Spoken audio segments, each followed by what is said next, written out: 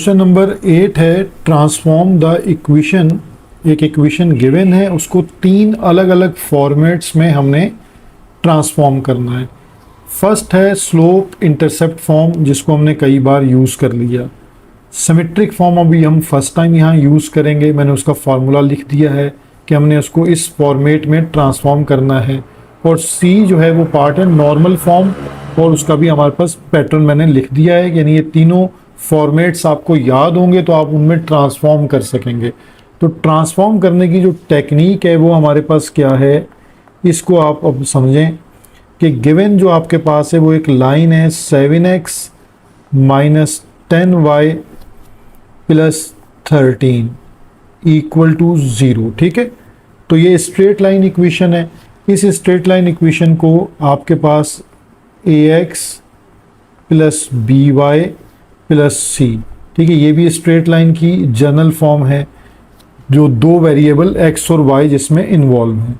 यहाँ से आपके पास देखें a b c की वैल्यूज़ आ जाएंगी। ये मैं पहले निकाल रहा हूँ, बाद में हम इसको चेंज करना शुरू करेंगे। a हमारे पास 7 हो जाएगा, b हमारे पास -10 हो जाएगा और c हमारे पास 13 हो जाएगा। ठीक है, ये a b c आ गया। अब हम पार्ट a की तरफ चलते हैं। जो हमारा पार्ट a है उसमें हम इस इक्वेशन को 7x minus 10y plus 13 equal to 0, ठीक है, और हमें इसको चेंज करना है स्लोप इंटरसेप्ट फॉर्म, जिसको y इंटरसेप्ट फॉर्म भी कहते हैं। ठीक है, तो चेंज करने का तरीका ये है कि आप -10y y की वैल्यू को एक तरफ रखें, x और कांस्टेंट को शिफ्ट कर दें राइट साइड पर, -7x माइनस 13। ठीक है, देन आप y का जो कोफिशिएंट है इससे आप डिवाइड करवा दें पूरी इक्वेशन को, तो डिवाइडेड बाय -10, तो -10y divided by -10, -7 divided by -10x और -13 डिवाइडेड बाय -10। तो यहाँ आप देखेंगे कि -10 से -10 कैंसिल, तो जस्ट हमारे पास आ जाएगा y माइनस माइनस, देखें दोनों कैंसिल हो जाएंगे, तो 7/10x और माइनस माइनस अगेन प्लस हो जाएंगे यहाँ पर, तो 13/10। अब ये आपके पास फर्स्ट जो थी स्लोप इंटरसेप्ट फॉर्म वो ट्रांसफॉर्म हो गई। ठीक, क्वेश्चन नंबर 8 और पार्ट बी है, जिसमें हमें अपनी गिवन इक्वेशन को ट्रांसफॉर्म करना है सिमेट्रिक फॉर्म में। ठीक है, तो पहले हमें ये समझना है कि सिमेट्रिक फॉर्म क्या होती है। तो हम स्टेप बाय स्टेप इसको सॉल्व करते हैं। ठीक है, और पहले देखें हम एक फॉर्मेट पढ़ चुके हैं, वो है y minus y1 equal to m और x माइनस x1। थोड़ा सा डिटेल से बताऊंगा ताकि आपको कॉन्सेप्ट अच्छे से क्लियर हो जाए। अब यहाँ m है स्लोप आपके पास। ठीक है, m जो है वो हम स्लोप को रिप्रेजेंट करने के लिए यूज़ करते हैं, और m का मतलब क्या होता है आपके पास कि delta y change in y divide by change in x। ठीक है, तो y ओवर x यानी परपेंडिकुलर अपॉन बेस। तो ये परपेंडिकुलर अपॉन बेस जो रेशो होता है वो किसके इक्वल होता है, टेंजेंट थीटा के। तो आप अपने स्लोप को टेंजेंट थीटा भी कह सकते हैं, क्योंकि स्लोप का मतलब क्या होता है, इंक्लाइनेशन ऑफ लाइन, कि लाइन x और y एक्सिस पर क्या एंगल बनाती है, कितना इंक्लाइन करती है। तो एक और चीज़ आपकी नॉलेज में यहाँ इजाफा हो जाएगा कि m equal to tangent theta.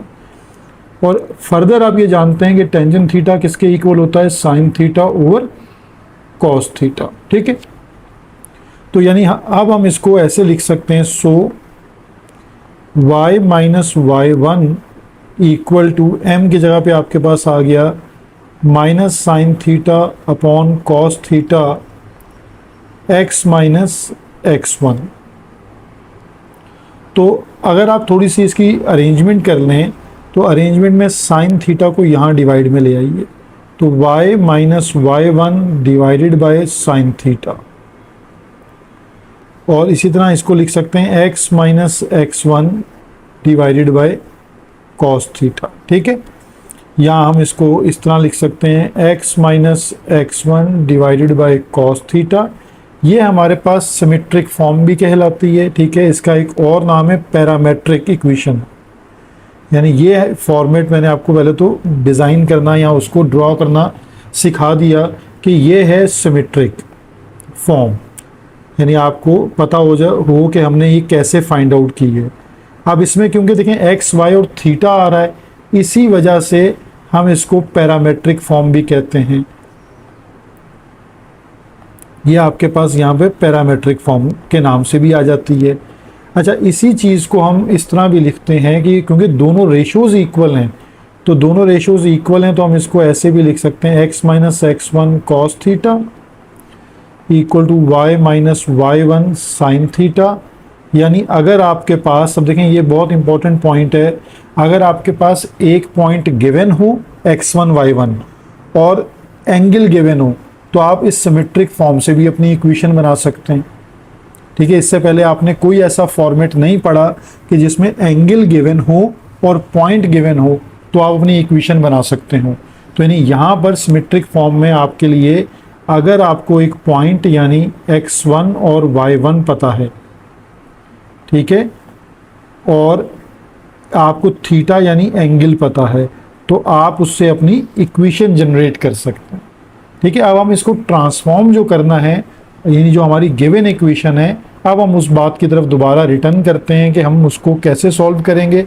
अब हमारी देखें गिवन इक्वेशन थी 7x minus 10y plus 13 equal to 0।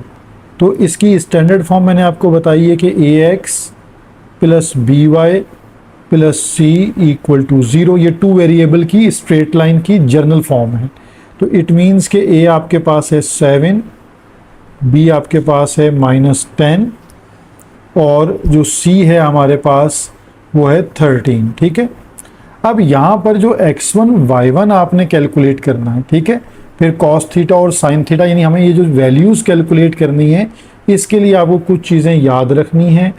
यानी जैसे x1 जो है आपके पास, ये जो पॉइंट है गिवन, अब क्योंकि अभी हमें दिया नहीं हुआ तो हम उसको कैसे कैलकुलेट करेंगे, x1 y1। ठीक है, तो x1 का फार्मूला हमारे पास जो है वो बन जाएगा c अपॉन a।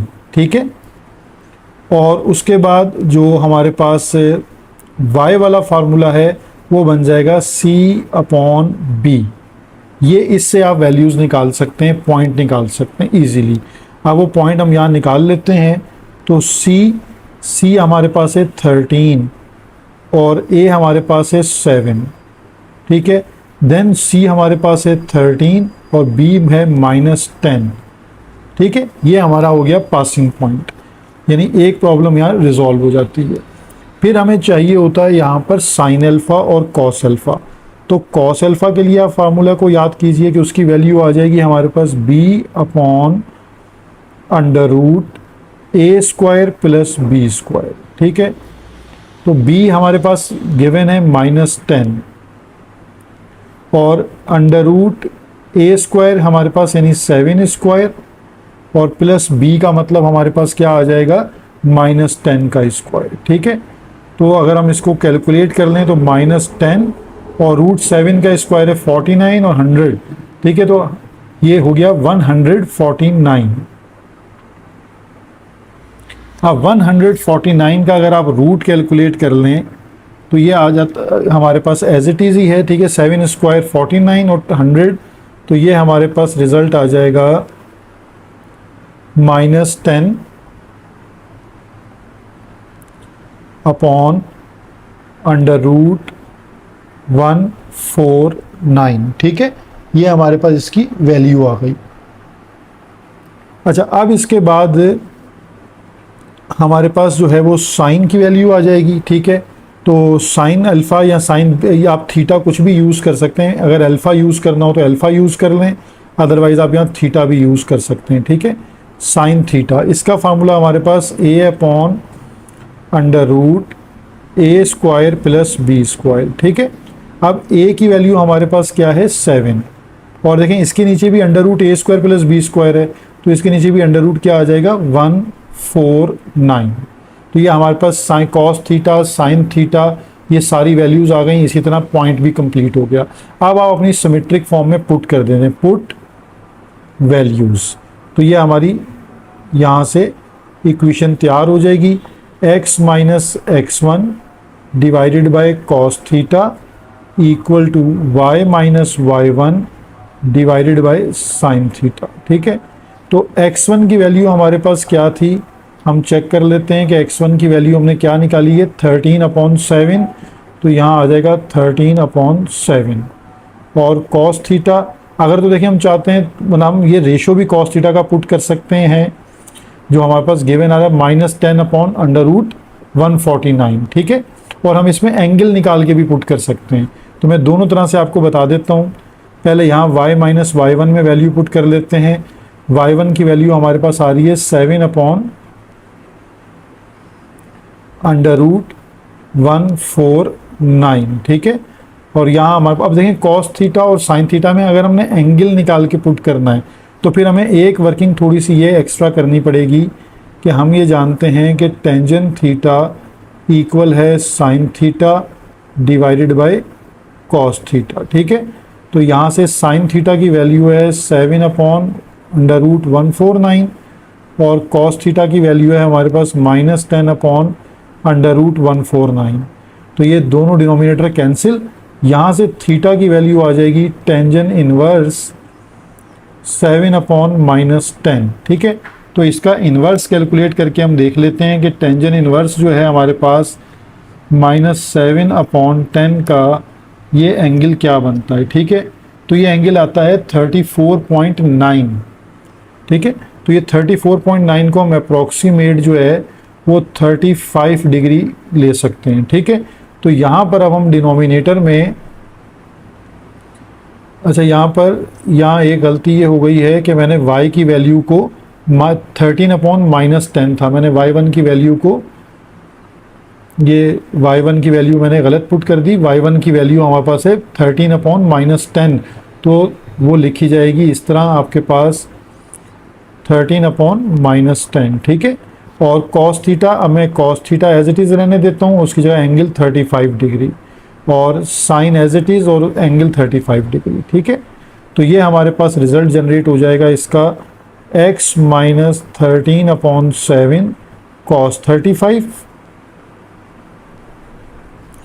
और इसी तरह ये आ जाएगा y माइनस माइनस प्लस 13/10 और नीचे साइन 35। ठीक है, ये हमने इसको सिमेट्रिक फॉर्म में चेंज कर लिया। हम इनके रेशो भी रख सकते थे, यानी हम साइन थीटा कॉस थीटा का जस्ट जो रेशो आ रहा है वो भी रख सकते थे, और हम उसका एंगल निकाल के भी पुट कर सकते थे, क्योंकि बुक में उन्होंने इस तरह दिया है, तो इसलिए मैंने आपको मतलब 100% कोशिश की है कि जो बुक का कॉन्सेप्ट है वो आपको डिलीवर कर दूँ। क्वेश्चन नंबर 8 पार्ट सी है कि हमने अपनी गिवन इक्वेशन को ट्रांसफॉर्म करना है नॉर्मल फॉर्म में, इसी को परपेंडिकुलर फॉर्म भी कहते हैं। ठीक है, तो अब आपको यहाँ पता है कि a की वैल्यू क्या है, b की वैल्यू क्या है, c की वैल्यू क्या है, और इसको ट्रांसफॉर्म करने का फॉर्मूला मैंने लिखा है ax/r plus by/r plus c/r। ठीक है, और r को कैलकुलेट हमने करना है, ये प्रीवियसली भी हमने इसको कैलकुलेट किया था कि a की वैल्यू है हमारे पास 7² और प्लस b की वैल्यू है -10², तो ये हमारे पास आ जाएगा 149। ठीक है, तो बस आपके पास जस्ट इसमें वैल्यूज़ पुट करें। ठीक है, और इसको हम लिख सकते हैं इस तरह, a यानी 7x divided by √149 plus b हमारे पास वही है -10 और y डिवाइडेड बाय 149। ठीक है, c हमारे पास सेम 13 है और डिवाइडेड बाय 149, ये इसकी परपेंडिकुलर फॉर्म कहलाती है। तो इसको हम एक दफ़ा फिर स्टेप को सिंप्लीफाई कर लेते हैं, 149 प्लस माइनस माइनस 10y और √149। अच्छा, इसका बुक में जो आंसर है वो रॉन्ग आंसर है। ठीक है, तो ये करेक्शन के साथ मैंने आपको बता दिया है कि परपेंडिकुलर फॉर्म में किस तरह चेंज करते हैं। ये बिल्कुल शॉर्ट मेथड है इसका, जिसमें आप इजीली इसको ट्रांसफॉर्म कर लेंगे परपेंडिकुलर फॉर्म में।